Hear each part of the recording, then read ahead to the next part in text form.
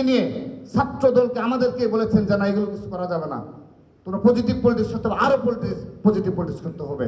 আমাদের কাছে তিনি ব্যাখ্যা চেয়েছেন যে কেন এই ঘটনা ঘটলো, কিন্তু অপর পক্ষে যারা রয়েছেন তাদের আচরণ এবং তারা সরাসরি প্রত্যক্ষভাবে এই মব কালচার এবং সোশ্যাল মিডিয়ার যে ষড়যন্ত্রমূলক প্রপাগান্ডামূলক অশ্লীলতার যে অপরাজনীতি টোটালি প্রত্যক্ষভাবে তারা সেখানে জড়িত এবং শেল্টার দেওয়া হয়।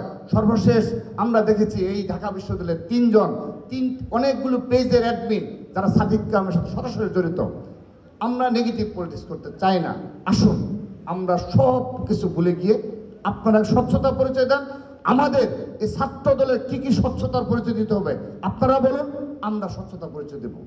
আপনারা এখনো মিছিলে সেই স্লোগানে গতানুগতিক ধারার যে হলরুম গেস্ট রুম চাই না, 15.5 বছর 17.5 বছর 111 সহ সর্বশেষ 2 বছর ধরেন 20 বছর যাবৎ ছাত্র দলে বাংলাদেশে একটি শিক্ষা প্রতিষ্ঠানে গণরুম গেস্ট রুম জোরপূর্বক ভাবে কর্মসূচি নেওয়ার সাথে ছাত্র দলের নাম কি জড়িত রয়েছে? আপনারা মিছিলে স্টিল নাও ফার্স্ট ইয়ারকে কনফিউজ করার জন্য প্রতিটি শিক্ষা প্রতিষ্ঠানে শিবিরের মিছিলের স্লোগান থাকে যে গণরুম গেস্ট রুম নাকি ছাত্র দলের মানে করতে পারি আমরা, এই ভয় দেখায়।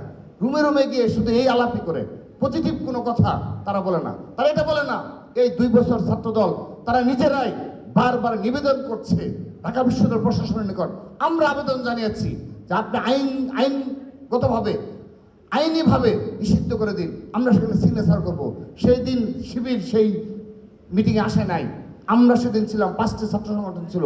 আমরা বারবার লিখিত দিয়ে এসেছি যে গণরুম গেস্ট রুম এগুলো ঢাকা বিশ্ববিদ্যালয় না, পুরো বিশ্ববিদ্যালয়ে থাকা চলবে না।